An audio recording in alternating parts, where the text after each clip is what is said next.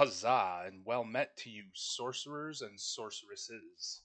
And the number of times I had to restart because I stumbled on that is more than one. So, I don't want to take a ton of time. This is going to be a shorter video. You'll see here I have some new elevators to consider. It was while I was roaming around in Florida that this occurred to me, that the previous video I made on item elevators using droppers was a little bit lacking. It uses one of the most unreliable circuits that we have. Uh, its its advantages are that it is single wide and tileable most of the time if you use the right components, but that's not always the best case scenario. I can't imagine, unless you're building some kind of crazy huge factory, why you would need to use tons and tons and tons of single wide item elevators. But to each their own. It's fine. We've talked about those. So let's talk about these, which are somewhat more reliable and stable, and they're smart, which just means they use comparators. And we use them intelligently, and that way we can get out of our components exactly what we're trying to do. These are the same circuits from our slow item disposals or item unloaders. And instead of placing the chests on top like we have here, we're going to place them out in front so that our dropper tower can extend upward. I do not want to go over so much of how we are making these work because that's part of the first video on item elevators. However, we are going to use the same circuits that we did earlier with the slow droppers. So these are all adjustable to be slower in case, for instance, you might want to send your items upward to an allay sorter that you have up in the sky for whatever reason, or maybe you have a deep underground monster spawner and you would just like to send all of your items upward and collect them in your base if it's directly beneath or even close by. So these are real easy. We've gone over these before, so I won't waste too much time. And then I'll have a great deal of thank yous at the end as well. But we're putting our comparator in subtract mode, and it checks through this concrete block to this dropper.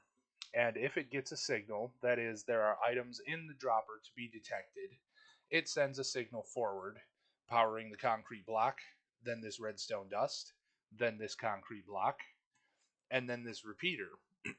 The repeater will send the signal forward and back to the comparator. When the signal is sent forward, it activates this green concrete block, which will activate our dropper.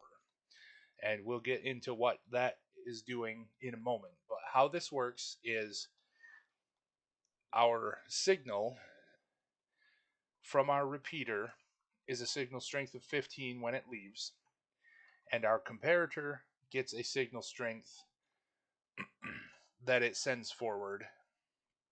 And when it receives the signal from the side, it subtracts that signal strength from the signal it is sending forward, meaning that while it is sending a signal forward, it subtracts the same amount of signal from the repeater because we only have one bit of redstone between the two, and it shuts off. But then it decides to check again if there's a signal in here. So what we have is a clock that continues to check if it needs to run. You can place your items in the treasure chest, you can place them directly in the hopper, or you can place them directly into the dropper, and this signal is smart enough to work. It is detecting if there are items inside the dropper. If yes, it will continue to fire this clock that keeps turning itself off with every cycle. So, we continue with our circuit that activates this green concrete block, activating our dropper, and we have an observer observing our continued signal. So the observer will send the signal upward to these other observers observing it, and each of these observers is looking at the initial observer that's observing this redstone dust, or the one that's observing that observer, and so on and so on, until all of our items end up out the top. This one is slightly adjustable. You can change the tick variation on this repeater, which means we can slow down how fast this circuit will work. Because the repeater is slowed down, it will slow down both how quickly our comparator turns off, and it will slow down how often our observer observes the redstone signal in the redstone dust. So this is very stable. We don't have anything working against us to work too quickly or too slowly and end up with items lost, in quotations, within our droppers. We don't have anything left over. The signal will continue to fire until all items have been moved out of the dropper. And for each item, the signal will go through this whole series to send each individual item all the way up. So you'll see we picked up all 64 honey blocks that we placed in there. And this can be extended as tall as you wanted, up to build limit, of course. And like I said, it is adjustable, but only as much as one repeater. So, without wasting too much time, you can see we have extended our base circuit here so that we have 3 repeaters. Or I'm sorry, 5 repeaters, 2 on one side, 3 on the other. And you can adjust this as much as you'd like through all of those repeaters. Our comparator is still in subtract mode.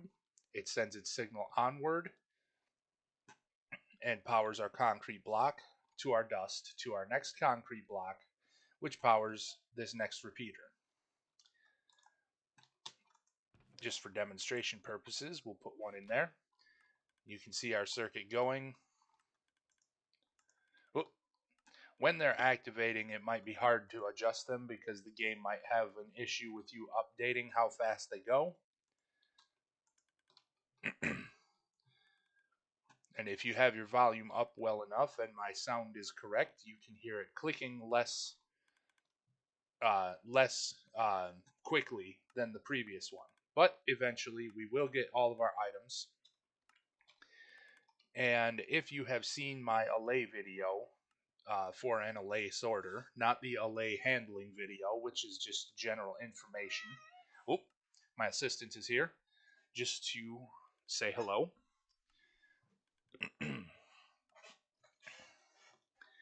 If you've seen that video, you'll know that allay have a certain time restriction on how often they can pick up an item and send it along when they're tossing it to a note block. I did want to address one of the comments was that the allay might only try to throw items to you. I've heard of that issue, but I've not ever experienced it myself firsthand. You might just try reloading. They had a solution as far as using stair blocks, which we can talk about in another video.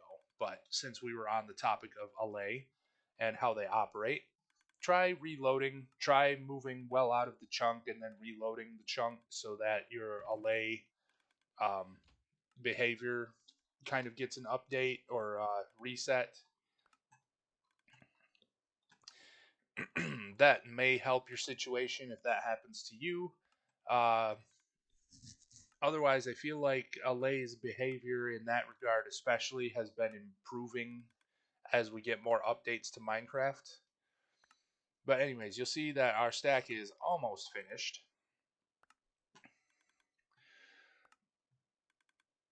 You can hear all of our droppers firing, and you even get one final firing as the last one leaves. And our circuit turns off, and our observers observe the whole thing. And that just makes sure that we flush all the items upward. Now, finally, we have the most adjustable of circuits. And if you watch the previous video on unloaders, you will remember me saying that you can take and extend this all the way to the horizon as far as you can walk and as far as you can build repeaters, because the repeaters will not lose any signal strength as they go. So you could have this 30 million repeaters on 4 ticks each. And if you ever got that set up, you would have used up one eternity and you could send one item per eternity through your item elevator. Why you would need to do that, I do not know, but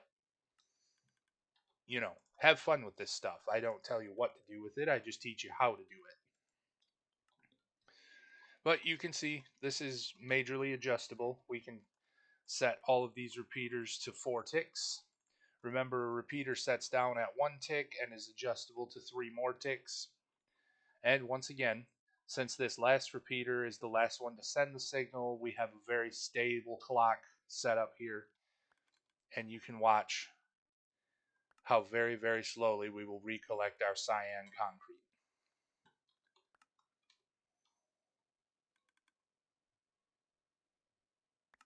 Riveting. Anyway, so that's all I really have for you this time.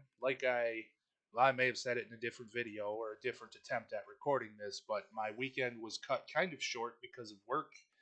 There's a big crunch suddenly, and so I appreciate you stopping by for this short one. I apologize, it is not the high-speed minecart video or high-speed minecart unloader video that I promised, but we will get to that as we have time. We have a holiday weekend coming up, and beyond that, I just want to say thank you. There was a ton of interaction and comments this week. I will attempt to get the world download set up at this point for this world as a shareable link in the description. And if you haven't seen the rest of the videos in this playlist, I really suggest that you do. I will link the playlist. We're getting into one final culmination video that's going to use just about everything we've learned up to this point about hoppers, droppers, minecarts, and water streams, so that all of it can work together and you can move your items from one place to another. And then, as our, I guess, curriculum moves forward, we'll get into item storage, which is some of my favorite for shulker box loaders, a very high speed shulker box loader, and different versions of that type of thing, so that you have the most compact places to place all of your things. So, between all the comments, also I wanted to say, if any of you have suggestions, if you have questions, if you have something you'd just like to share, you can feel free to email me at whitesunpaladin@gmail.com. I want you all to feel free to do that. I may not be able to respond to you right away, depending on how busy I am with work, but I will try to get to you. And I do love to give shout outs, and I love when you guys contribute. And thank you very much. If all you did this week was stop by and comment huzzah on something, I love you for it. Uh, Feel free to send your likes, subscribe. I love having you. I feel like I just thanked you guys for 200 subscribers, and now we're already moving on to 220. So it's very exciting, and we will see you next time. I hope you're blessed on your next quest, and I'm on to my next adventure.